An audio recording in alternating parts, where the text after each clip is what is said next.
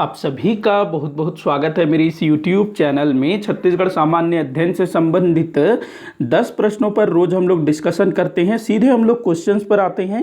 आज का पहला क्वेश्चन है, इनमें से कौन सा शासक दक्षिण कोसल में नल वंश से संबंधित है। देखो, हमारे छत्तीसगढ़ में जितने भी राजवंश हुए उनसे संबंधित जो भी राजे महाराजे हैं उनका नाम अक्सर पूछा जाता है कि ये शासक किस वंश का है, या निम्न में से कौन सा शासक इस वंश का है, इस वंश का नहीं है। ऐसे क्वेश्चन पूछे जाते हैं।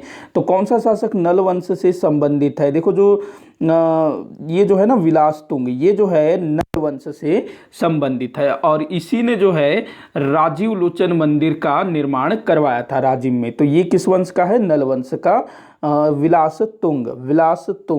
आगे बढ़ते हैं अगले क्वेश्चन की तरफ। प्राचीन चंद्रादित्य समुद्र नामक सरोवर किस स्थान पर स्थापित है। तो देखो, चंद्रादित्य सरोवर, तो ये कहाँ पर है? चंद्रादित्य समुद्र नामक सरोवर तो किस स्थान पर है भाई? तो ये कहाँ पर है? बारसूर में है। कहाँ? बारसूर में, जो दंतेवाड़ा जिले में है ना, बारसूर। और इसका निर्माण नागवंशीय शासकों द्वारा किया गया था। एक सामंत था चंद्रादित्येश्वर, उसके द्वारा इसका निर्माण करवाया गया था। अगला क्वेश्चन है, जनगणना 2011 के अनुसार किस जिले में लिंगानुपात सबसे अधिक है। तो देखिएगा, अगर ऐसे हम लोग देखें कि हमारे छत्तीसगढ़ में 2011 के जनगणना के अनुसार सर्वाधिक लिंगानुपात वाला जो जिला है वो तो बस्तर है भाई, लेकिन यहाँ बस्तर का नाम नहीं दिया है। बस्तर में लगभग 1023 लिंगानुपात है। हमारे छत्तीसगढ़ में कितना है? 991। ये भी आप लोग ध्यान में रखेंगे।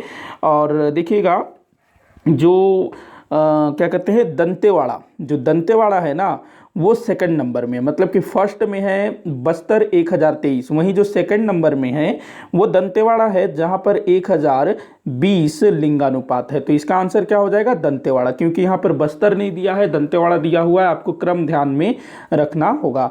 अगला क्वेश्चन है, नारायणपुर में रामकृष्ण मिशन विवेकानंद आश्रम की स्थापना कब हुई। तो ये जो है हुआ था 1985 में। 1985 में इसकी स्थापना हुई थी। अगला क्वेश्चन है, अच्छा, इसकी स्थापना किसने की थी? तो स्वामी आत्मानंद जी ने इसकी स्थापना की थी। किसने? स्वामी आत्मानंद ने। तो ये भी आप लोग को ध्यान में रखना होगा, क्योंकि अक्सर पूछा जाता है स्वामी आत्मानंद जी के विषय में, जो कि जो जनजातीय हैं उनके लिए काफ़ी ये काम किया करते थे और इन्होंने जो है इस आश्रम की स्थापना की है। आगे बढ़ते हैं अगले क्वेश्चन की तरफ। खरौद के लक्ष्मणेश्वर मंदिर के गर्भगृह में किसकी स्थापना की है। खरौद में जो है लक्ष्मणेश्वर मंदिर है, तो ये किसके यहाँ मतलब किसकी पूजा की मतलब किसका मूर्ति स्थापित किया गया है, ये आप लोगों को बताना है। तो देखिएगा, यहाँ पर जो है ना किसकी शिव, जो शिव भगवान है शंकर जी, उनकी जो शिवलिंग है वो वहाँ पर स्थापित किया गया है। शिव जी का प्रतीक है ना शिवलिंग, तो यहाँ पर क्या है?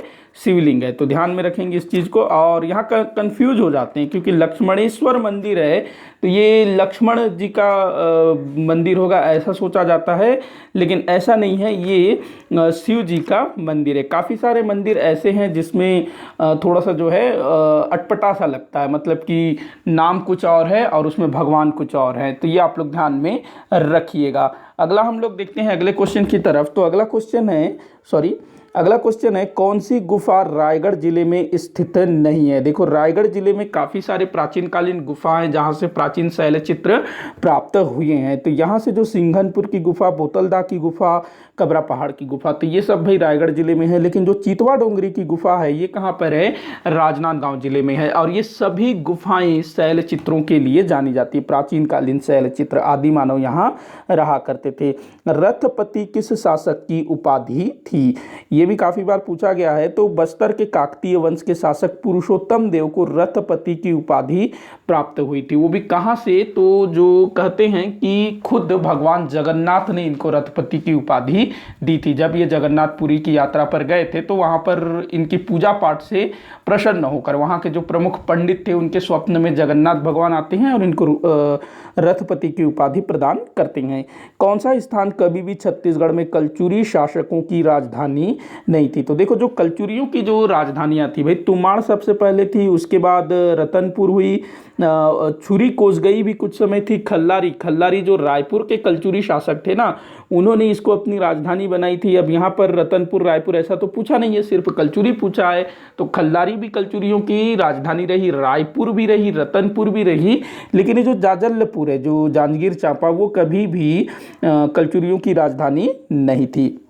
अगला क्वेश्चन है, कौन सा जनजाति विद्रोह साल वृक्ष की कटाई के विरोध स्वरूप हुआ था? बड़ा इंपॉर्टेंट क्वेश्चन है ये, काफी बार पूछा गया है। कोई विद्रोह, कोई विद्रोह जो कि बस्तर क्षेत्र में हुआ था, जिसका नेतृत्व नांगुल दोरला नामक एक आदिवासी ने किया था।